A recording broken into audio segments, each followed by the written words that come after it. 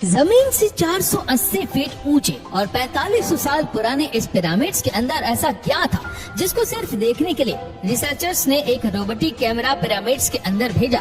एक जगह आकर रोबोटिक कैमरा रुक गया क्योंकि अब उसके सामने पत्थर का एक स्लैब आ गया था। रिसर्चर्स का मानना था कि इस स्लैब के पीछे जरूर कोई ऐसा राज छिपा है जो पिछले 4500 सालों से दफन है। ये राज इनको हर कीमत से जानना था, इसीलिए इन्होंने रोबोट के आगे एक ड्रिल मशीन लगाई जिसने उन पत्थर के स्लैब में बारीक छेद कर दिया। अब इन छेद के अंदर एक कैमरा भेजा गया जिसने स्लैब के पार एक ऐसा मंजर देखा जो पिछले 4500 सालों से किसी ने भी नहीं देखा था। दोस्तों, इजिप्ट में टोटल 138 ऊंचे पिरामिड्स मौजूद है जिन्होंने पिछले हजारों सालों से दर्जनों अर्थक्वेक और कई खतरनाक तूफान का सामना किया, लेकिन मजाल है कि इनमें से कोई एक भी इधर से उधर हुआ।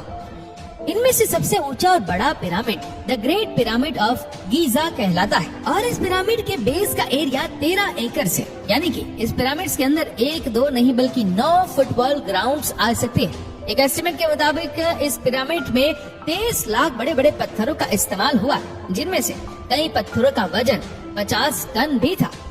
अगर इसके टोटल वजन का अंदाजा लगाया जाए तो इस पिरामिड का वजन 60 लाख टन है, जो कि 12 बुर्ज खलीफा के वजन के बराबर बनाता है। लेकिन इतने ऊंचे और आलिशान पिरामिड बनाने का आखिर मकसद क्या था?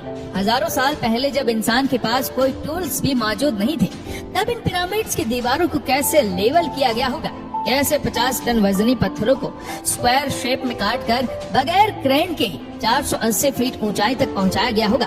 और इनको बनाने में ऐसे कौन से इंजीनियर का हाथ था जिन्होंने इन पिरामिड को अर्थक्वेक प्रूफ के साथ साथ उनकी तमाम साइड्स को एग्जैक्टली 51.5 डिग्री के एंगल पर सेट किया? तो दोस्तों, आज हम आपके यही सारे सवालों के जवाब देने वाले हैं, तो वीडियो को अंत तक जरूर देखें। पहला चैलेंज, कई सदियों से रिसर्च टीम्स इस पिरामिड कंस्ट्रक्शन की टेक्निक जानने के लिए बैठी थी कि आखिर इस पिरामिड के हर साइड एग्जैक्टली बगैर कंपास के कैसे सेट की गई होगी। तो कई एक्सपर्ट्स का मानना है कि उस टाइम के आर्किटेक्ट्स ने सबसे पहले ऐसी जमीन तलाश की होगी जो लाखों टन वजनी पत्थरों का वजन झेल सके। उसके बाद वो सितारे जिनकी मदद से अर्थ के पोल्स का पता पड़ता है, उनकी मदद से पिरामिड्स के हर साइड को मार्क किया गया। ना कोई कंपास और ना ही कोई ऑप्टिकल इंस्ट्रूमेंट। दूसरा चैलेंज था जमीन को लेवल करने का।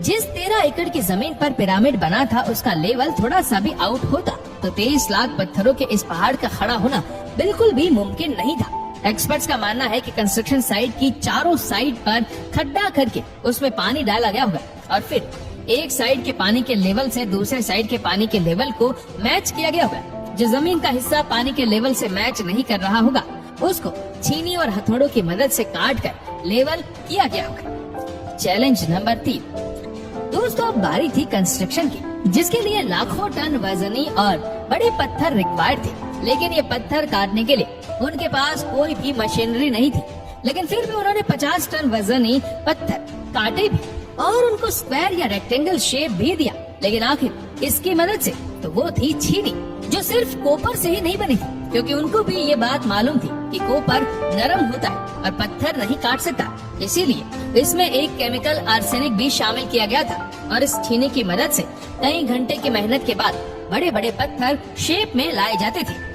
चैलेंज नंबर 4, अब खास किस्म का पत्थर जिसकी कटाई पिरामिड कंस्ट्रक्शन साइट गीजा से 250 किलोमीटर दूर टोरा के शहर में हो रही थी। तो ये पत्थर गीजा तक कैसे ट्रांसपोर्ट किया गया होगा, जिसके हर एक पत्थर का वजन 50 टन था और ऐसे 23 लाख पत्थर सिर्फ एक पिरामिड में इस्तेमाल हुए थे। इतना ज्यादा वजन ट्रांसपोर्ट करने के लिए ना ही उस दौर में कोई जानवर काम आ सकता था और ना ही उनके पास ट्रक्स मौजूद थे। लेकिन फिर ये वर्कर्स और कश्तियों की मदद से किया गया। टोरा और गीजा के बीच में मौजूद नदी में बड़ी बड़ी कश्तियों में पत्थर लाद कर पिरामिड साइट पर पहुंचाए। एक्सपर्ट्स का मानना है कि शिप में इतने बड़े पत्थर की लोडिंग और अनलोडिंग में कम से कम 500 मजदूरों की आर्मी एक ही वक्त में लगाई गई होगी। पांचवा और आखिरी चैलेंज, ये पत्थर इतनी ऊंचाई तक आखिर कैसे पहुंचाए गए होंगे?